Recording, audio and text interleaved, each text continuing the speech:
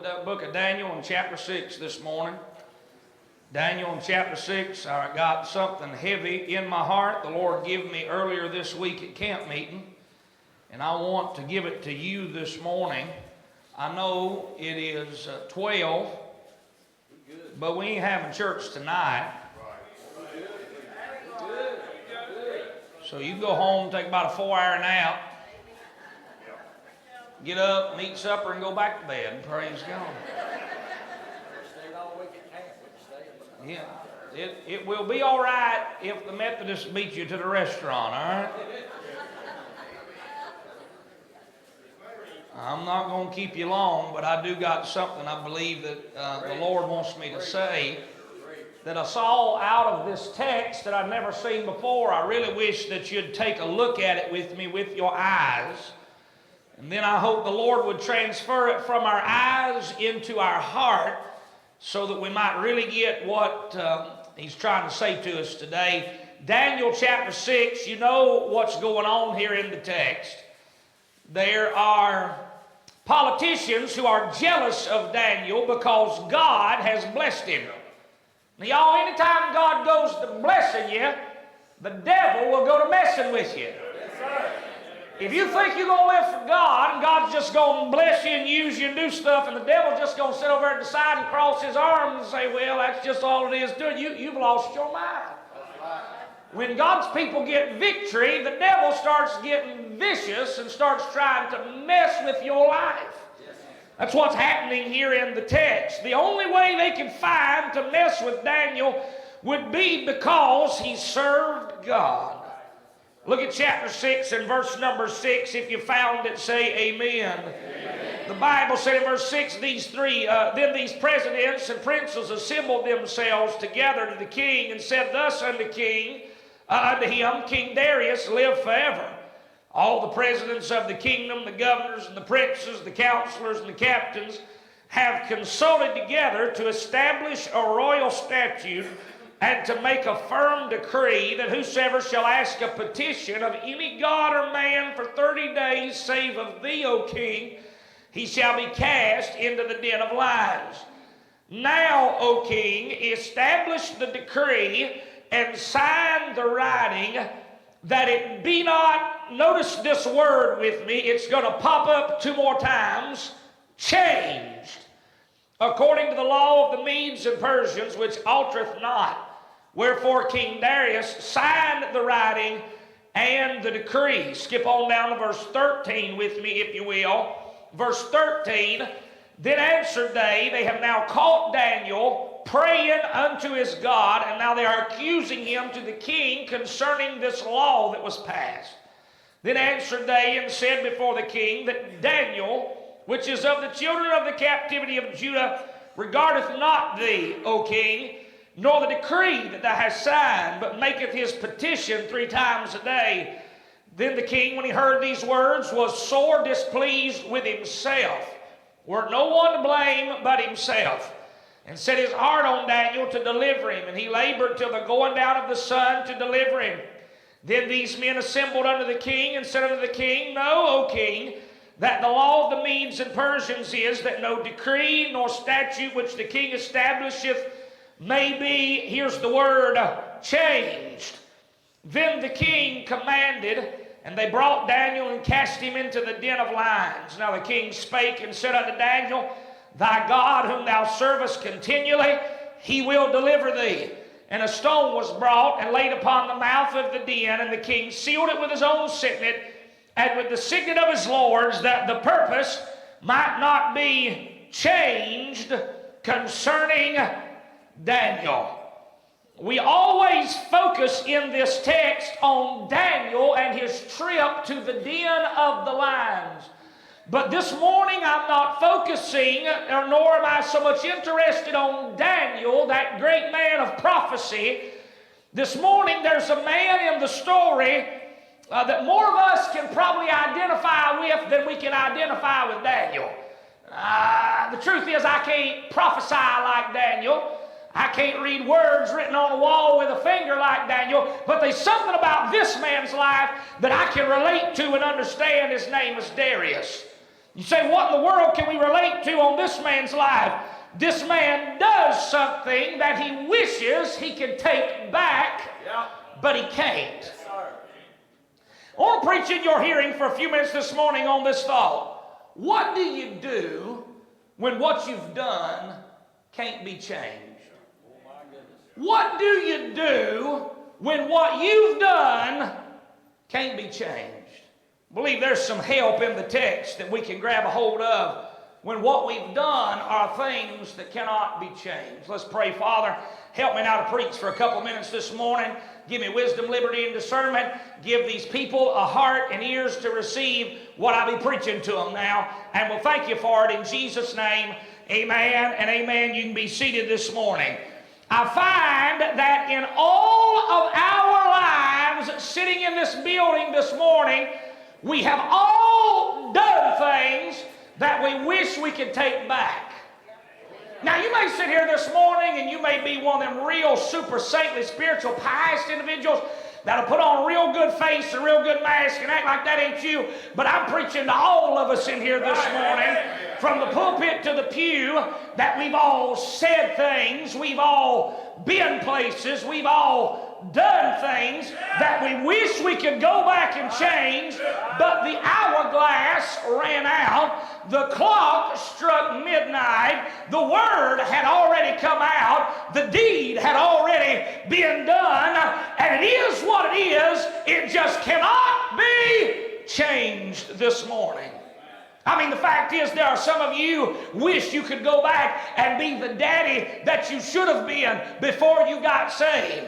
You look at your children's life now, you look at your son or your daughter life now, and you say, man, if I would have been the mama back then that I should have been, maybe they would not have turned out this way. But the fact is, you can't change that now. The devil will beat you over the head, and he'll say you ain't good for nothing now because of what you did back then. Can I say the devil is a sorry, good-for-nothing, egg-sucking liar? You can tell him I said so when you talk to him. I don't talk to him, praise God. If you do, tell him what I said this morning. Amen. We've all got things. We've wasted time in our life. Time's gone and we can't get it back. Words have come out. We can't put that thing back after it's been said. And this morning, we all got things that just cannot be changed. We look back at a marriage that maybe we think we could have done more to salvage, but the ink has dried. The hearts have been separated. The lives have moved on, and now it can't be changed. And you may sit here this morning and you may say, preacher, there is no hope for me because of what I'm dragging with me, because of where I come from, because of what I've been. That ain't true this morning. I'm glad there's a God in heaven that can take the things we can't change and he can turn around for our good and for his glory this morning.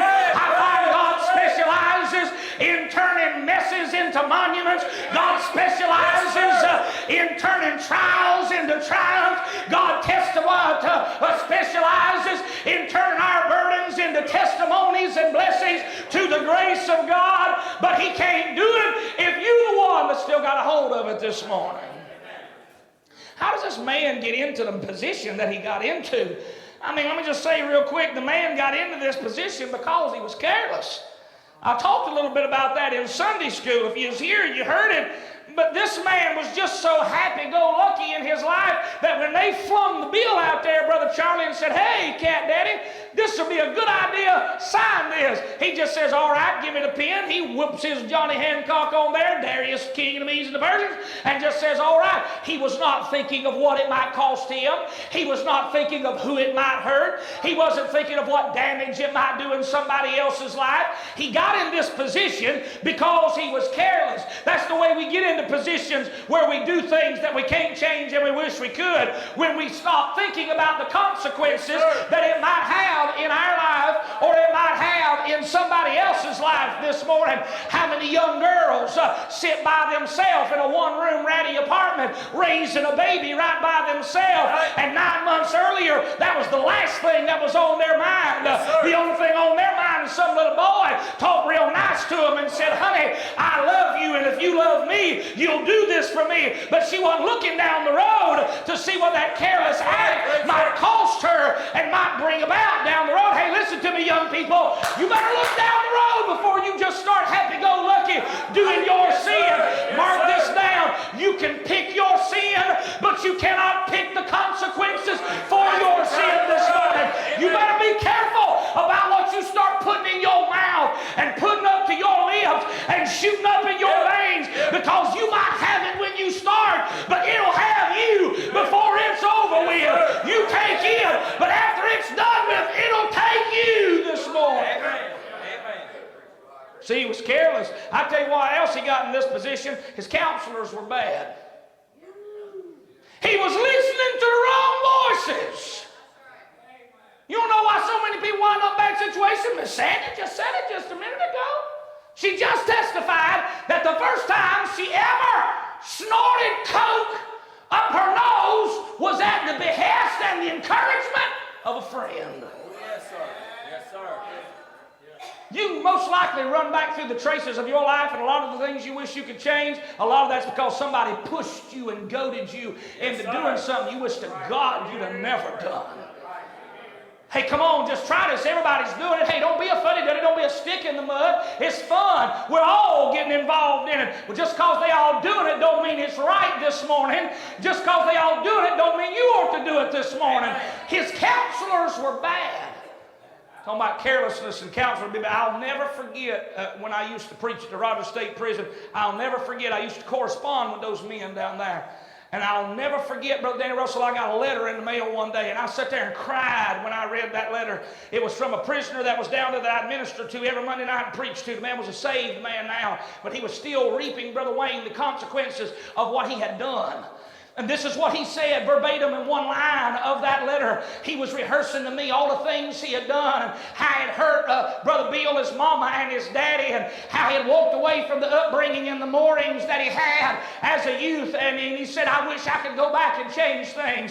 He said, I wish I could go back and do it different. He said, but I can't. Here I am now, and I'll be here for years and years. And y'all listen to me. This was his statement. I'll never forget this. His statement was this in this letter. He said, Brother Zorn, when I could have, I would not. And now that I want to, I can't. Yeah. He said, when I could have told Mom and Daddy I love them, I wouldn't. He said, now I want to more than anything, and I can't. Amen. He said, preacher, when I could have went to church and took my kids, I wouldn't do it. And now I want to so bad, and I can't. So what was that? He had something in his life that he'd done that he could not change this morning. Couldn't change it. Here we find his counselors were bad, and he was careless. And what he did just couldn't undo. He couldn't undo what had been done. It says over and over in this text, it can't be changed. It can't be changed. It can't be changed. You sit here this morning, you say, preacher, I got things just like that. I got scars, and preacher, I got skeletons. Preacher, I got things in my past. Oh, that when they come to my remembrance, I wish to God I could change them, but I can't. What am I supposed to do? Can I give you 3 things that I believe will help you this morning? I'm here to help you. I ain't here to hurt you. I'm going to leave the hurt to the devil, and I'm going to try and bring some help to your heart. What do I do this morning? This man has a different narrative by the time the story's over. What do we do when we've done things that we can't change? Number 1, the first thing you do, let me show it to you. The first thing you do is you call on God. First thing to do is make a phone call. Now I'm talking about make a collect call. It won't cost you nothing. I'm talking about make a call unto the glory world. Look at what happens in the text. What's verse number 18? Verse 18, where we left off. It said, then the king went to his palace and passed the night fasting. You don't think he's just fasting, do you? Fasting is always tied in with one more thing Christians should do. What's that? Prayer. Fasting and prayer. Look what it said. He was fasting. Neither were instruments of music brought before him, and his sleep went from him. You say, what's the first thing to do when what I've done can't be changed? You take your burden to the Lord and you try and leave it there. Stop carrying it around. Stop letting the devil use it as a billy club to beat you up with. You run just as hard and as fast to God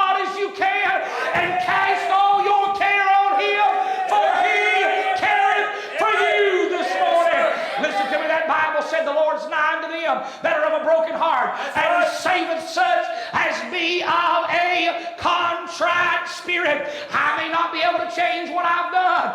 I may not be able to fix what's in the past, but I can take it to somebody that there is nothing too hard for him. I can take it to somebody that can put broken things back together, and he can fix things that I've messed up. And when I can't, he can. And when I'm not sufficient, he is. And when I'm not strong enough, he is. And I can call on God this morning.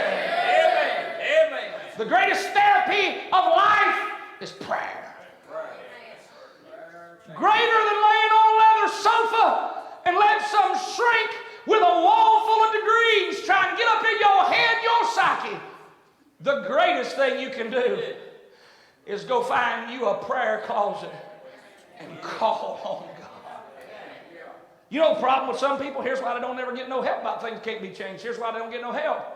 Because they try and hide it from God like Adam and Eve did. Brother John Glenn, instead of running it to God, instead they try and hide it and act like God don't know and God don't see. You think God don't know? Ooh. You think you hiding what you are, who you are, what you've done from God? He knows. I will never forget. Near Christmas time one year at the Zorn house, my daughters, Esther and Abigail, were just itty little bitty things. They was only about this tall. I think Esther might have been 5, 6 years old, something like that. They were just small, and Abigail might have been 4. They were just small little things. It was right near Christmas time, and I remember I was sitting in my recliner doing something at the house. It's right around the holidays. We were just hanging out at the house. Tristan was gone to uptown buy something for Walmart or whatever was going to happen, all that. And I don't know what's going on. We'll deal with that here in just a minute. It's all right. We can't do nothing about that right now, no ways. We're going to pray about it, and I'm going to find out about it afterwards. Y'all just keep on listening. You can't do nothing about that. Y'all listen to what I'm saying here. And I remember my little girls was at the house, and I saw them. When it gets quiet, when you got little kids, that's a sign of something bad going on. How many of y'all know about that? As long as they being loud and screaming and hollering, everything's good. It gets quiet, you better start investigating. Yes, sir. I went to investigating, and I'll never forget, I saw them dart through from their bedroom to the bathroom. I thought, what in God's name are they up to? And I walked up in there, and when I did, they was trying their best to hide it from Daddy. Oh, they was trying to hide it, Brother John. But when I walked in there, my daughter Esther had gotten the scissors from the drawer. And she had been to the beauty shop with her mother, and she'd watched them ladies cut hair and do stuff, and she thought, well, I can do this too. I mean, Miss Deb does it, surely. Hey, I can do it too. That's what she thought. Hey, a little more to it than that. And I found my daughter Abigail looked like an animal had been murdered in the bathroom. My daughter Abigail's hair took forever for it to grow, and it was beautiful and red and bright, and it had started hanging down past her shoulders, and we was all happy about that. And now, son, I'm telling you, it was everywhere. Looked like somebody had scalped her in the floor. And I said, where is your sister? Daddy, she's in the closet. Yeah, Esther hadn't let her cut her hair yet. She was going to try it out on Abby and see how it worked out. It didn't work out so good. I went in the closet, and there sat Abigail. She's just happy she didn't know anything was wrong. Brother, her hair was one of the most jacked up, gapped up messes I ever saw in my life. I mean, it was cut up and jacked up and spiked. I mean, it was a horrendous mess. I am sorry to say, this is one of those things can't be changed. I lost it. I wish I could go back now and laugh about it, because now it's wildly hilarious. But at the time, we had family pictures coming up, we had all that, and I said, I was tore up on the floor. I looked at my daughter Esther, and I said, Esther, we're going to take her to the beauty shop, and however they fix that, you're getting the exact same haircut. Hand to God, did she not get the same exact haircut? That's exactly right. Some of y'all think I'm just preaching. I ain't just preaching. I'm telling you God's honest truth. They both wore around them little old whatever the doctor gave them or the hair lady gave them down there. I mean, gapped them, messed them all up, and finally tried to straighten it out. But I mean, it wasn't a whole lot of straightening could be done. And I thought to myself, isn't that just how we are? Brother, we'll do things and we'll try and hide it from God. We'll run around, we'll try and hide it from the church. We'll try and hide it from the preacher. We'll act like nobody knows and we'll just try and fix it. You ain't going to fix it. You're going to live your life with a gapped up, messed up life. I'll tell you the best thing that you can do, instead of trying to dart and dink and duck and run from here, there, and yonder and hide it, just run to God. Run to the Lord and say, Lord, this is what I've done. Lord, this is how I messed up. God, this is what I did. And I can't fix it. But God, I'm bringing it to you. And I'm going to let you do something I can't do this morning. Amen. See, I can't take the heart that's broken and mend it over again. Oh, but I know a man who can, and I can't take a soul that's sin sick and wash it whiter than snow. Oh, but I know a man who can. Well, some call him Savior, the Redeemer of men, but I call him Jesus, for he's my dearest friend. And if you think that no one loves you and your life is out of hand, well, I know a man who can. What do you do when what you've done can't be changed? You call on God. Can I give you something else that'll help you when what you've done can't be changed? You have confidence in God. You don't just make a call to God. You have confidence in God. Watch verse 16. Don't miss it. Look at verse 16 with me. Verse 16. Then the king commanded, and they brought Daniel and cast him into the den of lions. Couldn't be changed. There goes Daniel down in the den of lions. Watch verse 16. Now the king spake and said unto Daniel, watch the confidence he's got. Thy God whom thou servest continually, he will deliver thee. Old Darius said, I know I have messed up, but I believe that God.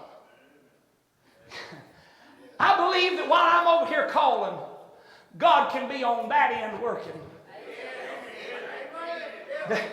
Daniel, I can't get you out, but I do believe that God can get in. Daniel, I can't deliver you, but I believe God can. And I'm going to trust while I'm on this end, God's on that end doing God's stuff. Yes, sir. You say, what should I do when what I've done can't be changed? You can't run out there and grab them young'uns that's going astray. You can't run back over and fix this and fix that. I'll tell you what you do. I'll tell you what you do. You trust that there's a God on that end. Amen. You have confidence that God is on that end. You can't get them up out of where they're at. You can't shut the mouth of the lion of where they're at. You can't fix the fact that they down there all night. But what you can do is trust that God is able to do exceeding abundantly above all that we ask or think this morning. Didn't stop Daniel from going in, but it sure did help Darius knowing that God could get him out. You can't do nothing about the situation that some of your people's in or whatever you've done that can't be changed. You can't change that now when you're in there. What you can do is trust that God can go to work over there. Have confidence that God can deliver you. Confidence, you can put all your trust in Him. I read a story here the other day about an old man who'd never flown before. He was just an old farmer, old dirt farmer, never been anywhere in his life. His family set up for him to take a trip and to get on a jet airliner and fly across the country, see the Pacific Ocean, and then come back. They said the whole time they had scheduled that thing for him and his wife to go, he was hesitant, Brother Ivy, the whole time. He said, I don't trust them airplanes. I don't trust them airplanes. I've been on the ground all my life. I don't trust them things. I ain't sure it'll hold me up. I ain't sure it can keep me up. I ain't sure it won't let me fall when I get up there. He said, it just worries me. It makes me nervous. He made his flight out there. He made his flight back. He got off the plane. His family asked him, they said, so Daddy, how'd you enjoy your flight? Was it what you thought? He said, honestly, it wasn't as bad as I thought it would be. But I'll tell you this, I never did put all my weight down inside that thing.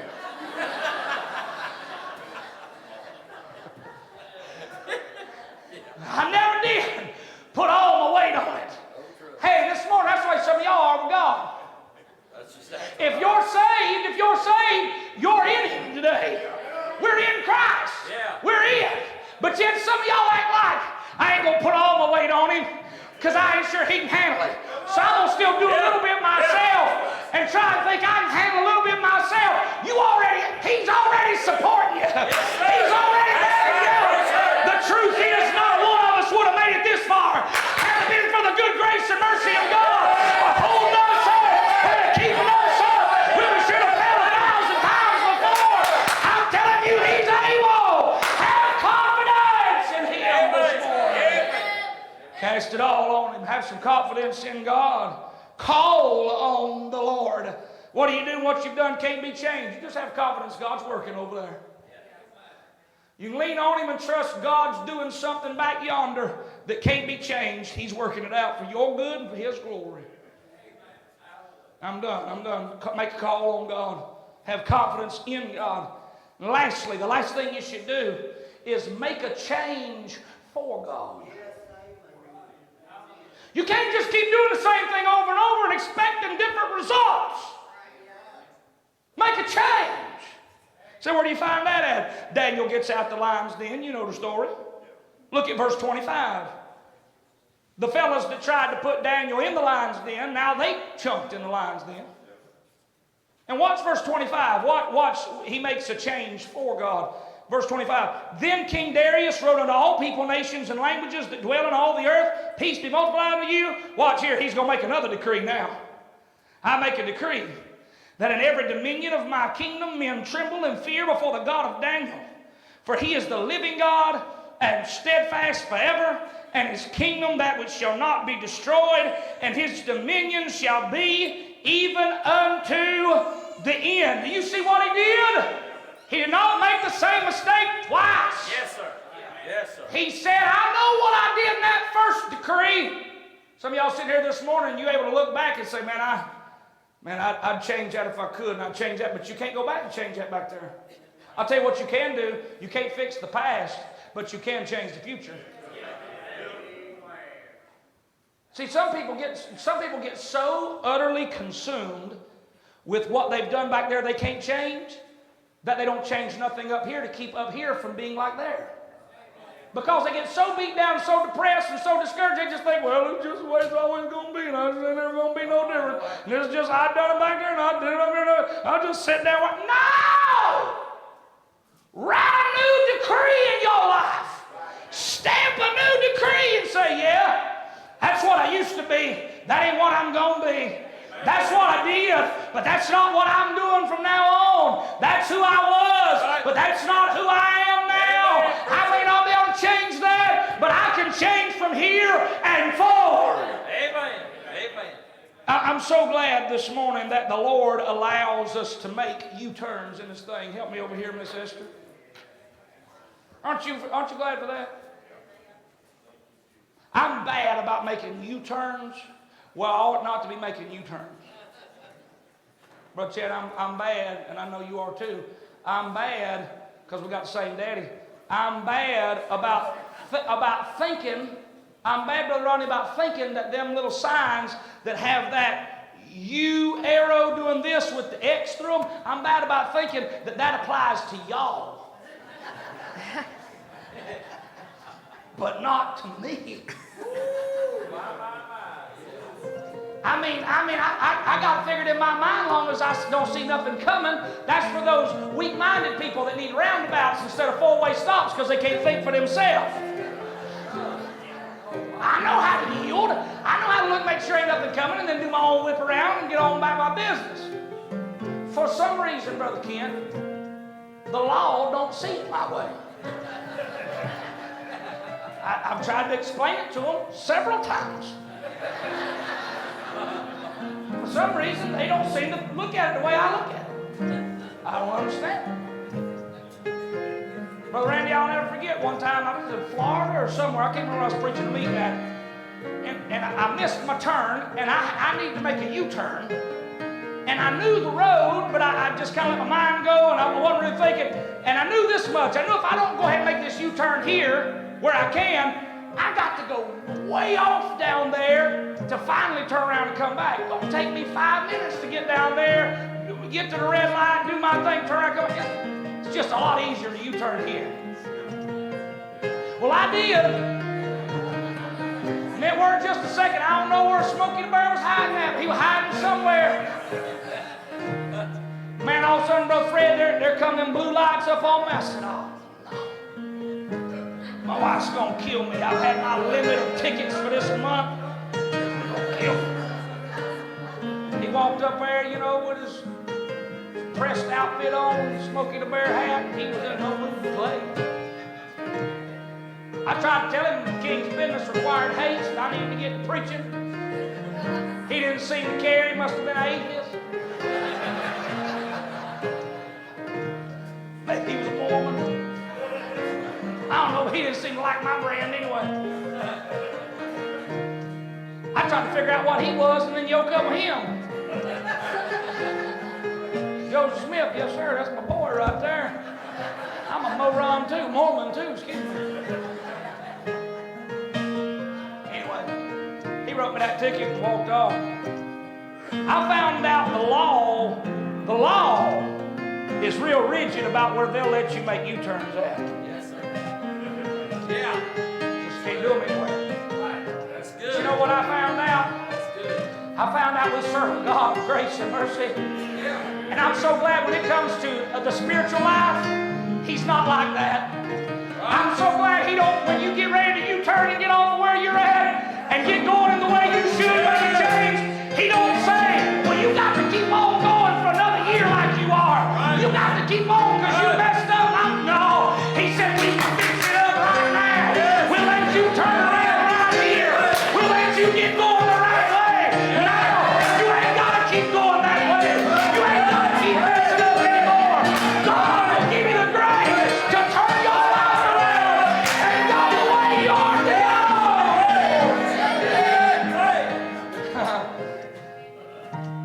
Say, preacher, what do I do? I'm that person. But I've done it and I can't change it all. But I'm glad we serve a God that'll let you turn around. We serve a God that's gracious. And if you'll come calling to Him, don't run hide from Him. Don't run keep it from Him. Run to Him. Say, Lord, I'm going to trust that you're going to go working on that end over there that I can't work on. God, that you're going to fix some of these things I can't fix. I done messed them up. I can't fix them. But I believe you can. Let's all stand this morning. What do you do when what you've done can't be changed? Let's stand and pray. Father, I pray right now, God, you so burdened and birthed this message in my heart this week that there wasn't a doubt in my mind that this is what this crowd of people needed to hear this morning. God, they spoke here that, Lord, they battle things that they cannot change. And the devil tries his best to dangle those things in front of their eyes so that they stay in that same spot over and over again. Oh, God, this morning I pray you'd give victory. I pray you'd break the chains. I pray they'd come running to you, not from you. I pray they put their trust in you and they just put all their weight on you this morning. Or every bit of the weight they got, let them throw it on you. God, help them to turn around and change the direction they're headed in Jesus' name. Amen. If you need to come, now's a good time to move. Won't you come? Say, preacher, I got a loved one, a child. It's my fault they are where they are. I'm going to come pray God goes and does something on that end down yonder. Won't you come? Sing for us, sis.